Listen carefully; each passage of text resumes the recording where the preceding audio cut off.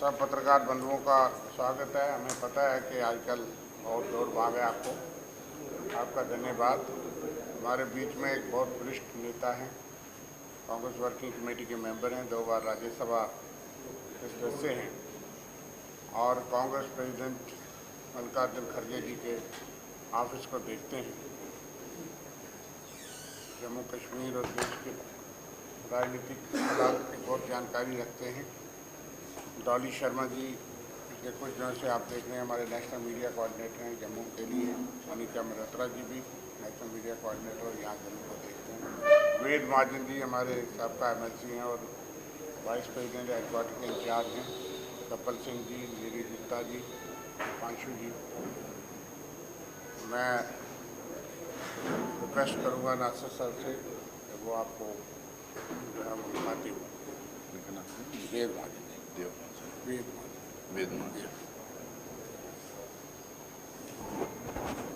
नमस्कार। आज की प्रेस कॉन्फ्रेंस में मेरे साथ में जम्मू कश्मीर के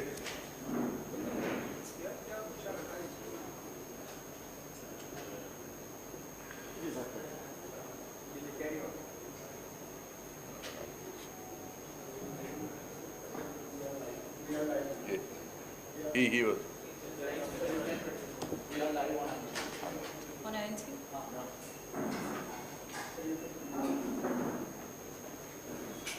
एक मिनट कर लेना।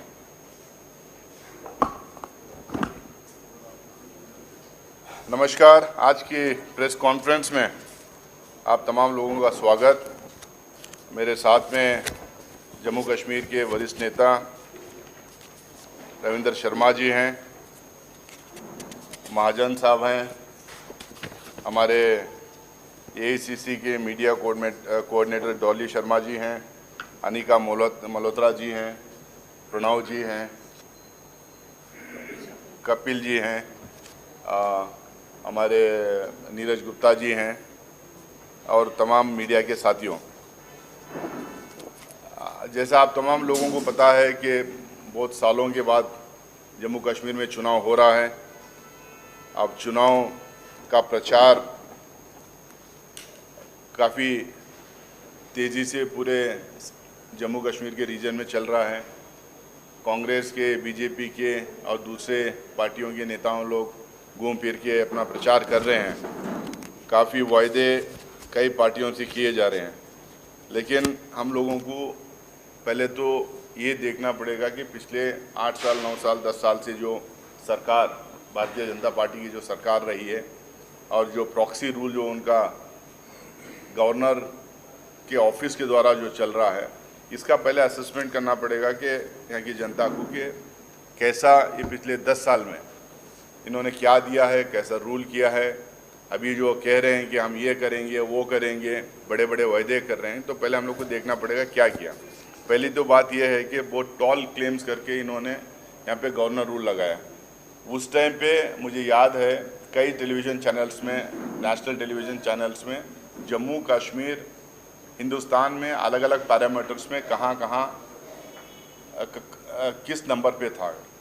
ज़्यादातर पैरामीटर्स पे, हेल्थ पे, एजुकेशन पे, इंफ्रास्ट्रक्चर डेवलपमेंट पे, इन्फेंट मोर्टेलिटी पे, कई पैरामीटर्स में उसमें ये बताया गया था कि Jammu Kashmir 2 number, 3 number, 5 number में है पूरे हिंदुस्तान में। लेकिन आज मैं उन तमाम लोगों से, खासकर भारतीय जनता पार्टी के नेताओं से पूछना चाह रहा हूँ कि आज आप जम्मू कश्मीर में आके बड़े बड़े वायदे कर रहे हैं। पहले तो आप अपना रिपोर्ट कार्ड दीजिए, आप पिछले 10 साल में क्या किए जम्मू कश्मीर में। जो उन पैरामीटर्स पे दूसरे तीसरे नंबर पे जम्मू कश्मीर था पूरे हिंदुस्तान में, आज उन पैरामीटर में जम्मू कश्मीर कहाँ ठहरता है। हम बार बार क्लेम करते हैं कि UPA के टाइम पे हम 23 करोड़ लोगों को हिंदुस्तान में पावर्टी लाइन से उठा के ऊपर अबो पावर्टी लाइन में हम लोगों ने डाला था। तो आप बताइए कि 10 साल में यहाँ पे कितनी गरीबी आई, कितने लोग गरीबी की रेखा के से ऊपर आपने डाला है, या ज़्यादा आपने यहाँ के लोगों को गरीबी के नीचे, गरीबी के रेखा के नीचे आपने ढकेला है। तो ये रिपोर्ट कार्ड आना चाहिए। आप कह रहे हैं कि आके यहाँ पे जम्मू कश्मीर स्वर्ग जैसा है, स्विट्ज़रलैंड जैसा है, लेकिन लोग गरीब हैं। आप 10 साल में कितने लोगों को गरीबी रेखा के नीचे भेजे हैं और कितने लोगों को गरीबी रेखा के ऊपर भेजे हैं, इसका तो डेटा आप लोगों के सामने रखो। आप एजुकेशन सेक्टर में क्या किया है, हेल्थ सेक्टर में क्या किया है, कितने पुल बनाए, कितने रोड बनाए, आप कितने टनल्स बनाए, आप इसका तो डेटा तो देना चाहिए आपको, रिपोर्ट कार्ड तो रखना चाहिए। रिपोर्ट कार्ड इनके पास कोई है ही नहीं। लच्छेदारी भाषण, ब्लैंकेट स्टेटमेंट्स, अपोजिशन पार्टीज़ के नेताओं को और उनके फैमिलियों के खिलाफ अनब शनब कहना और जुमलेबाजी करके चले जाना।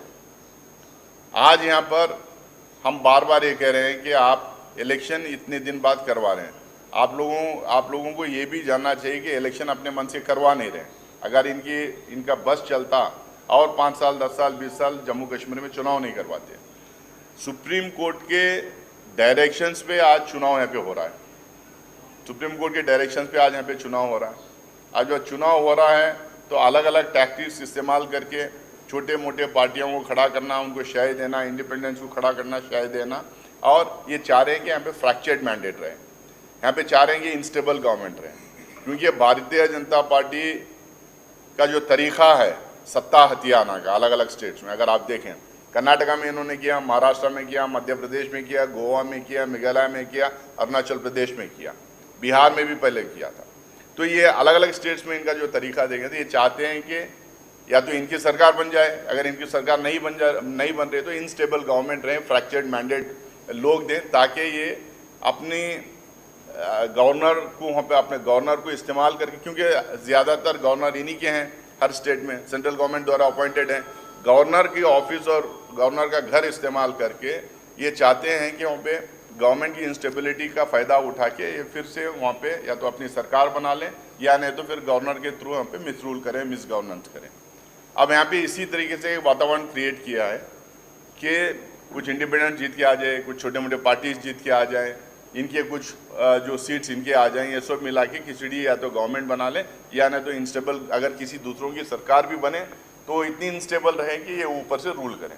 तो इसीलिए तो पहली बार मैं ये जम्मू की जनता से, जम्मू कश्मीर की जनता से मैं ये अपील करना चाह रहा हूँ कि एक तरफा वोट नेशनल कॉन्फ्रेंस और कांग्रेस को दीजिए ताकि हमें स्टेबल गवर्नमेंट दे पाएँ, ताकि फुल फ्लेज मैंडेट हमें मिले और हम लोग आप लोगों को स्टेबल गवर्नमेंट दे पाए। स्टेबल गवर्नमेंट ही यहाँ पे डेवलपमेंट ला सकती है, इनस्टेबल गवर्नमेंट ला नहीं सकती।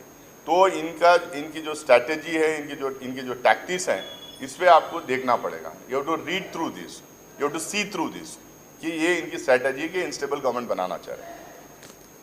यहाँ पे बहुत क्लेम्स किए जा रहे हैं, वो लोग भी क्लेम कर रहे हैं, कह रहे हैं कि 5 लाख नौकरियाँ देंगे। हम उनसे सवाल पूछना चाह रहे हैं, भाई 1 लाख वैकेंसी जो है और जो सैंक्शनड वैकेंसीज 1 लाख हैं उसका क्या? आप पिछले 10 साल में क्यों नहीं इसको भर्ती किए? आप बताइए कि कितने नए जॉब्स आपने क्रिएट किए? यहाँ पे तो प्राइवेट सेक्टर तो बिल्कुल ख़त्म हो गया, लोकल लोगों को तो कुछ मिल ही नहीं रहा। 1 लाख वैकेंसीज खाली पड़े हैं, आप उसको भर नहीं रहे हैं, आप कह रहे हैं 5 लाख वैकेंसीज की। आपको याद दिला दूँ मैं, इसी तरह से उन्होंने जुमलाबाजी किया था पहले के साल में 2 करोड़ नौकरियां देंगे। 10 साल हो गए, 11 साल अब हो गए, 20-22 करोड़ नौकरियां देना चाहिए था हिंदुस्तान भर पे, वो नौकरियां तो ये दे नहीं पा रहे।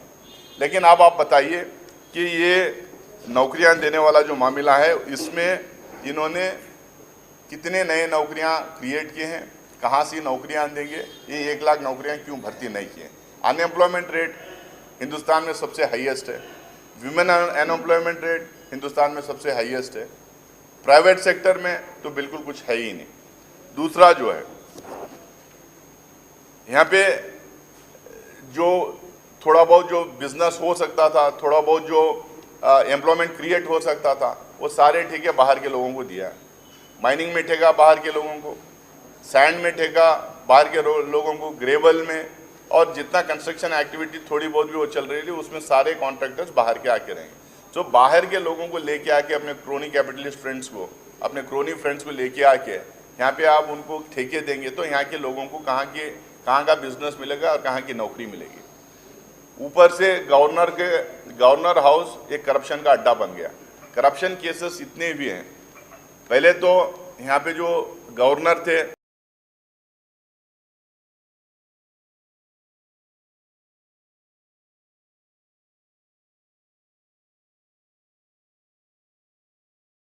मलिक साहब के गया, अब उनके ऊपर उल्टा रेट्स हुए। यहाँ पे एक IAS ऑफिसर थे अशोक परमार साहब, उन्होंने इतना बड़ा स्कैम जल जीवन मिशन में उन्होंने हाईलाइट किया, उसका कुछ हुआ नहीं। इतना बड़ा स्कैम मुझे नहीं लगता कि किसी और स्टेट में एक जल जीवन मिशन में हुआ होगा। उसमें हुआ, उसमें नहीं, उसमें इन्होंने कुछ नहीं किया। रिक्रूटमेंट स्कैम हुआ, माइनिंग स्कैम हुआ, सैंड स्कैम हुआ, लिकर स्कैम हुआ। अब ये सारे जो स्कैम्स हो रहे हैं थ्रू गवर्नर हाउस ही हो रहे हैं। गवर्नर एक अड्डा बन गया, गवर्नर हाउस एक अड्डा बन गया। और ये स्कैम कौन करवा रहे हैं? भारतीय जनता पार्टी के आकाश जो दिल्ली में बैठे हुए वो लोग करवा रहे हैं थ्रू गवर्नर हाउस यहाँ पे पूरे जम्मू कश्मीर में। अब आप कह रहे हैं कि आप साफ सुथरी सरकार देंगे, लेकिन ये स्कैम्स जो हो रहे हैं इसका क्या होगा? हम ये कह रहे हैं जैसा ही हम लोग सरकार में आएंगे, जैसा ही कांग्रेस की और NC की सरकार यहाँ पे बनेगी, ये सारे स्कैम्स में इन्वेस्टिगेशन करवाएंगे और जो लोग इसके लिए जिम्मेदार हैं उनको जेल में डालेंगे, उनको कटघरे में खड़ा करेंगे, जेल में डालेंगे। और जितना ठेका बाहर के लोगों को दिया है वो सब खत्म करके यहाँ के जो लोकल्स हैं उनको हम वापस ठेका देने का काम करवाएंगे। एजुकेशन का अबे ये कह रहे थे कि लोग पहले अमित शाह पार्लियामेंट के अंदर मैं था, उसमें पार्लियामेंट के अंदर ये कहे कई जगह इन्होंने कहा कि बच्चे जो है यहाँ पे पत्थरे मारते हैं, स्कूल नहीं जाते, पत्थरे फेंकने के लिए बच्चों को इस्तेमाल किया जाता है। मैं इनसे पूछना चाह रहा हूँ पिछले 10 साल में कितने स्कूल बंद हुए, कितने टीचर्स के वैकेंसीज क्रिएट हुए, कितना एनरोलमेंट कम हुआ? 4400 स्कूल्स बंद हुए, 4400 स्कूल्स बंद हुए और करीब 6000 टीचर्स के वैकेंसीज खाली हैं, 6000 टीचर्स के वैकेंसीज खाली हैं। हायर एजुकेशन में तो बिल्कुल कुछ पैसा इन्होंने लगाया नहीं। जो स्किलिंग सेंटर जो सेंटर से 1315 स्किलिंग सेंटर जो सैंक्शन किए गए थे उसमें मात्र जो है 30% या 35% स्किलिंग सेंटर स्टार्ट हुए हैं। और गवर्नमेंट स्कूल्स में जो एनरोलमेंट होना, वो स्किलिंग सेंटर्स में जो एनरोलमेंट होना था उसमें 65,000 बच्चों का जो एनरोलमेंट होना था वो एनरोलमेंट नहीं हुआ है। अगर अब लगातार आप एजुकेशन सेक्टर में देखेंगे, आप पहले ये कहते थे पत्थरे मार रहे थे, अब बताइए भाई बच्चे जा कहाँ रहे हैं? स्कूल सब बंद करवा रहे हैं, टीचर्स है नहीं, एनरोलमेंट लगातार गिरते जा रहा है, तो अब ये बच्चे कहाँ जा रहे हैं? एजुकेशन पे आप कितना ध्यान दिया है? कितना पैसा हायर एजुकेशन में दिया है? कितने IITs और IIMs यहाँ पे लाए हैं? कितने कॉलेजेस और कितनी यूनिवर्सिटीज आपने खोला है? इसका रिपोर्ट कार्ड उनको देना चाहिए। और सबसे बड़ा जो इनकी देन है, सबसे बड़ी देन जो जम्मू कश्मीर के लिए है, ड्रग्स का जो मेनेस यहाँ पे जो फैलाया है इन्होंने, और इसमें जो नौजवान बच्चे, जो स्कूल गोइंग कॉलेज गोइंग बच्चे, जो स्टूडेंट्स हैं, इनमें जो ड्रग्स जो फैला हुआ है, आखिरकार इतना ड्रग्स आ कहाँ से रहा है? क्या ऐसा तो नहीं कि गुजरात में जो मुद्रा पोर्ट में हजारों करोड़ों रुपए का जो ड्रग्स पकड़ा गया था, क्या ऐसा तो नहीं कि वो ड्रग्स यहाँ पे भेजा जा रहा है? मैं नहीं ये कह रहा हूँ, सरकार यहाँ पे इनकी है, सरकार दिल्ली में इनकी है। 22-23 में एक JPC का रिपोर्ट, 22-23 में स्टैंडिंग कमेटी का रिपोर्ट है। स्टैंडिंग कमेटी किसकी है? सरकार की, सेंट्रल गवर्नमेंट की स्टैंडिंग कमेटी है। किसके बारे में बोल रहे हैं? जम्मू कश्मीर के बारे में बोल रहे हैं। यहाँ कौन है? यहाँ पे भी सरकार उनकी है, सरकार की या गवर्नर उनका है। 12.5 लाख बच्चे, 13.5 लाख बच्चे ड्रग्स से अब्यूज्ड हैं, ड्रग्स में इन्वॉल्व हैं। ये ड्रग्स कहाँ से आ रहा है? इसमें इन्वेस्टिगेशन क्यों नहीं हो रहा है? क्यों इतना ड्रग्स जो आ रहा है वो पकड़ा नहीं जा रहा है? ये किसी अरे गहरे की बात नहीं, कोई जर्नलिस्ट लिख नहीं रहा, ना कांग्रेस पार्टी के लोग ये कह रहे हैं, ये स्टैंडिंग कमेटी के लोग कह रहे हैं। ये गवर्नमेंट ऑफ इंडिया के रिकॉर्ड्स में और पार्लियामेंट के रिकॉर्ड्स में दर्ज है। तो आप हमारे बच्चों को ड्रग्स के रास्ते पे आ डाल रहे हैं, क्योंकि जो ड्रग्स पकड़ा गया था गुजरात का, वो कहीं ना कहीं बिकना था और वो यहाँ पे बेचा जा रहा है। तो आप गवर्नर से मैं पूछना चाहता हूँ कि, और सरकार से, सेंट्रल गवर्नमेंट से पूछना चाहता हूँ कि हमारे देश के बच्चे, जम्मू कश्मीर के बच्चे जो ड्रग्स के रास्ते पर जा रहे हैं, इनका आप क्या करेंगे? इसके लिए रोड मैप क्या है आपका? और यहाँ पे खासकर जम्मू की अगर मैं बात करूँ तो जम्मू की अगर बात करूँ तो जम्मू मुंह हुआ करता था, जिसको इन्होंने बंद करवा दिया। मैं तो हर जगह देखा हूँ, देश भर में घूमता हूँ, देश भर में इलेक्शन करवाता हूँ, कैंपेन करवाता हूँ, पार्टी का CWC मेंबर होने के नाते। ज़्यादातर व्यापारी लोग जो हैं व्यापारी लोग, ज़्यादातर व्यापारी भाई जो है बीजेपी को सपोर्ट करते हैं, लेकिन उनका तो पूरा व्यापार इन्होंने बर्बाद करवा दिया, ख़त्म करवा दिया। जम्मू मुँह हंसी आता था, उसमें रघुनाथ बाज़ार, अप्सरा बाज़ार जो हुआ करता था, इसमें चार चांद लगते थे, बिजनेस होता था, मूवमेंट होता था, बिजनेस इधर से उधर फैलता था, लेकिन वो बंद करवा दिया इन्होंने। और उनके लिए क्या इन्होंने फ़ायदा पहुंचाया, क्या उनको एडिशनल सपोर्ट किया सरकार की तरफ से, इसका कोई हिसाब किताब है नहीं। स्मार्ट मीटर्स लगे, स्मार्ट मीटर से कहाँ तक बिल बढ़ गए, 5,000 रुपये तक बिल चल रही है। आप एक तरफ एम्प्लॉयमेंट दे नहीं रहे, आप गरीबी की रेखा के नीचे लोगों को ठेल रहे हैं, यहाँ का बिजनेस और ठेका बाहर वालों के लिए दे रहे हैं, और ऊपर से स्मार्ट मीटर्स लगा के 5-5 हज़ार की आप बिजली का बिल। और बिजली का बिल कब? जब बिजली नहीं आ रही, लगातार इलेक्ट्रिसिटी में कटौती। प्रॉमिस किया जाता है कि 12 घंटे देंगे, 18 घंटे देंगे, 22 घंटे देंगे, undeclared, unannounced, unscheduled power cuts होते हैं। इसके लिए कौन जिम्मेदार है? खासकर ऐसे टाइम पे जब गर्मी है, जो यहाँ के लोग क्या करें, एग्जामिनेशंस बच्चों के रहते हैं, वैसे टाइम पे बच्चे क्या करें? तो इसका जवाब कौन देगा? अमित शाह इसके बारे में क्यों नहीं बात करते? जेपी नड्डा आज आए हैं, वो क्यों नहीं बात की इसके बारे में?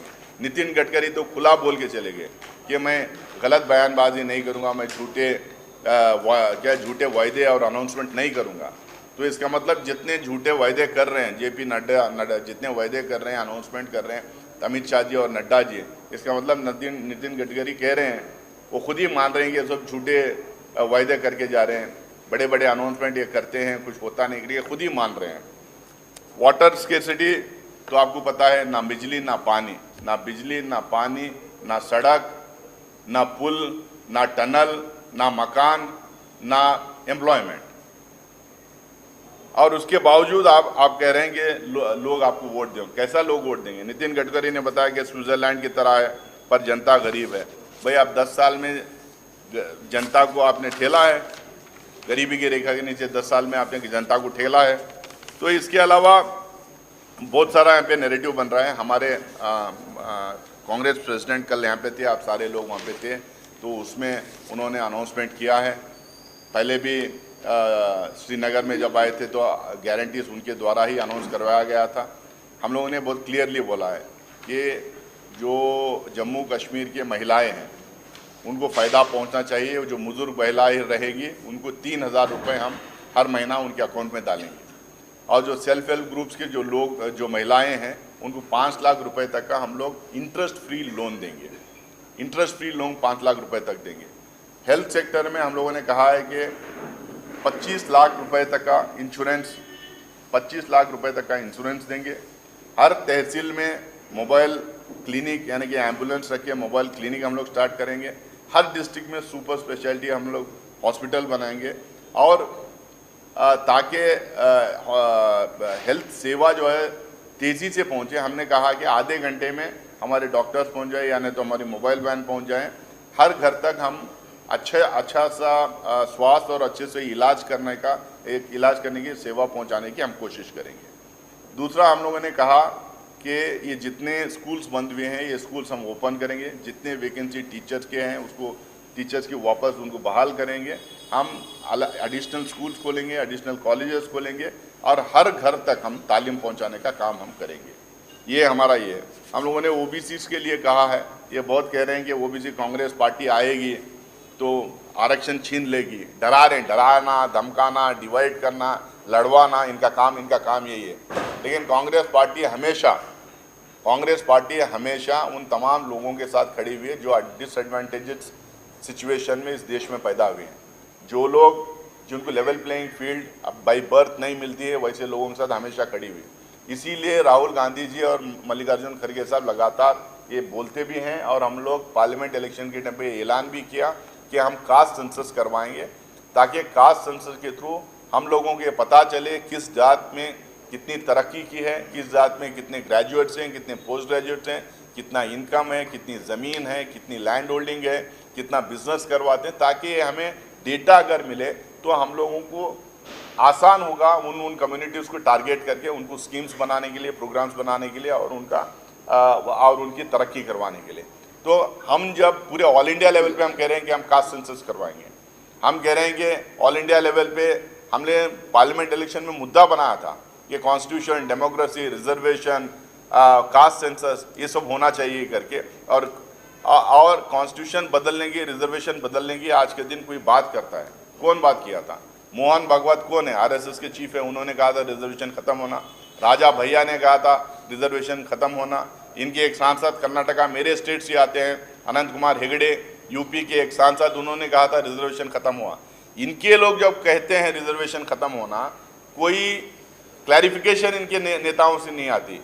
नरेंद्र मोदी जी उसके ऊपर कोई क्लैरिफिकेशन नहीं देते, अमित शाह कोई क्लैरिफिकेशन नहीं देते, यहाँ के लोगों को उकसाते हैं कि आपका रिजर्वेशन खत्म हो जाएगा। लेकिन हम लोग एकदम साफ कह रहे हैं, हम लोग हमेशा इस देश की गरीब जनता के साथ, किसी भी जात का हो, गरीब जनता के साथ हम खड़े रहे हैं। उनके लिए स्कीम्स और प्रोग्राम्स हम बनाते हैं। उनको जो सुविधाएं कॉन्स्टिट्यूशनली मैंडेटेड सुविधाएं या फैसिलिटीज़ जो उनको मिले हैं, उनको हम लोग ख़त्म करने की कभी बात नहीं करते, उल्टा उनको बढ़ाने की हम लोग बात करते हैं। अब बीजेपी का नया कश्मीर जो बार बार ये कहते हैं कि हम डेवलपमेंट करेंगे, हम यहाँ पे राहत पहुँचाएंगे, पानी पहुँचाएंगे, इलेक्ट्रिसिटी पहुँचाएंगे। मैं ऑलरेडी बोल चुका हूँ कि इन्होंने क्या क्या यहाँ पे क्या क्या किया है। मैं और बहुत ज़्यादा आपका टाइम नहीं लेना चाहूँगा। मैं इतना ही कहूँगा कि हम सरकार में आएँ। हम लोग अपील कर रहे हैं कि हमें फुल फ्लेज मैंडेट मिले। हम अपील कर रहे हैं कि हमें स्टेबल सरकार देने के लिए एक तरफा मैंडेट दें। ये इंडिपेंडेंस के चक्कर में, छोटे पार्टियों के चक्कर में ना रहें, वन साइड हमें मैंडेट दें। दूसरा हम ये कह रहे हैं कि हम लोग ये स्टेट को स्टेटहुड दिलवाएंगे। पहली बार हिंदुस्तान में 75 साल में, कल हमारे अध्यक्ष जी ने भी कहा, 75 ईयर्स में पहली बार ऐसा हुआ है कि एक स्टेट को ख़त्म करके यूनियन टेरिटरी में तब्दील किया गया है। हम लोगों ने हमारे शासन में यूनियन टेरिटरीज को स्टेट्स में हम लोगों ने स्टेट्स का अपग्रेडेशन किया था, यहाँ पे डिमोशन हुआ है। तो हम सरकार में आएंगे तो हम स्टेटहुड की लड़ाई लड़ेंगे, स्पेशल स्टेटस की लड़ाई लड़ेंगे, हम स्पेशल पैकेज की लड़ाई लड़ेंगे, यहाँ की अवाम की तरक्की की लड़ाई लड़ेंगे। जो गवर्नमेंट के जो स्कीम्स हैं, जो 65% जो सेंट्रल गवर्नमेंट स्कीम्स यहाँ हैं जो इम्प्लीमेंट नहीं हुए हैं, जिसका पैसा ऐसा ही पड़ा हुआ है, जिसको डाइवर्ट किया जा रहा है, उसको पूरी तरह से उन्हीं स्कीम्स में इम्प्लीमेंट करवाने की कोशिश करेंगे और यहाँ के लोगों को प्रोटेक्शन मिले, यहाँ के लोगों के बीच में भय का वातावरण ना रहे, यहाँ पे आतंकवाद हमले और घटनाएं जो हो रही है ख़त्म हो और लोगों को यहाँ पे तरक्की के रास्ते पे डालें और यहाँ के लोगों को सारे फैसिलिटीज़ दिया जाए। इसकी लड़ाई हम लड़ेंगे और एक अच्छा शासन हम लोग देंगे। इसी बात के साथ फिर से एक टाइम अपील करते हुए हम लोग चाह रहे हैं कि फुल फ्लेज मैंडेट हमें मिले, एक तरफा मैंडेट हमें मिले, ताकि हम आपके लिए खड़े रहें, ताकि हम आपकी आवाज़ दिल्ली में उठा सकें। बहुत बहुत शुक्रिया आप तमाम लोगों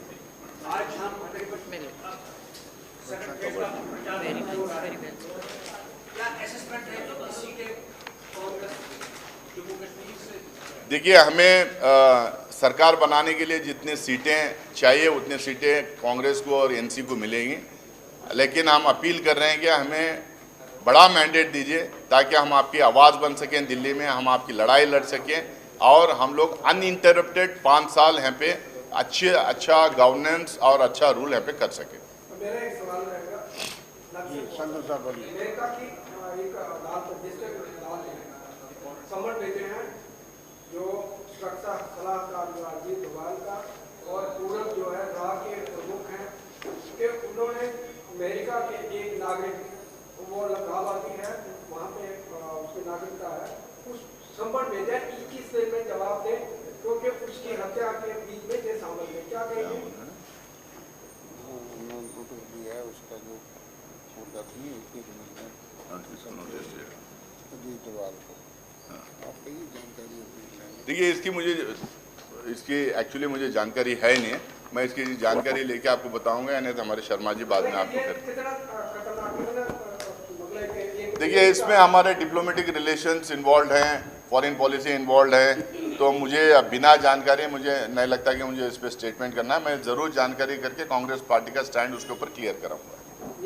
एक सवाल हो रहेगा छोटा सा कि जिस तरह से हमेशा से बीजेपी अपने प्रेस कॉन्फ्रेंस में, अपनी रैली में एक ही इल्जाम कांग्रेस के ऊपर लगाते हैं कि ये परिवारवाद है, इन्होंने 70 साल में कुछ नहीं किया और ये अगर आएंगे आतंकवाद को बढ़ावा देंगे। क्या कहते इसके ऊपर? देखिए, उनके दो स्टेटमेंट्स हैं। अगर नितिन गडकरी कहते हैं कि कश्मीर स्विट्ज़रलैंड के जैसा है, दूसरी तरफ ये कहते हैं कि हम लोगों ने 70 साल से कुछ काम नहीं किया। अब तीसरा मैं उनसे सवाल पूछ रहा हूँ कि अब हम जब चुनाव में जब जाते हैं, 5 साल के बाद जब चुनाव में जाते हैं, तो हमेशा ये होता है कि जो मौजूदा सरकार है वो अपना रिपोर्ट कार्ड जनता के सामने रखती है। कोई 70 साल 50 साल की बात से ज़्यादा बात ये होती है कि पिछले 5 साल या पिछले 10 साल जो पार्टी सरकार में है वो पार्टी को अपना प्रोग्रेस रिपोर्ट, अपना रिपोर्ट कार्ड जनता के सामने रखना। मैं आपको बताया हूँ कि पिछले 10 साल में इन्होंने किस तरह से जम्मू कश्मीर को बर्बाद किया है, किस तरह से यहाँ के लोगों के साथ, क्या लोगों के भावनाओं के साथ खिलवाड़ किया है, किस तरह से यहाँ पे जम्मू कश्मीर के गवर्नर का हाउस को गलत तरीके से इस्तेमाल करके बीजेपी लूट खसूट मचा के यहाँ के रिसोर्सेस और यहाँ के फंड्स बाहर के लोगों के थ्रू इन्होंने लूट खसूट मचाने के लिए उनको रास्ते बना के दिए हैं। मैं आपको बताया हूँ।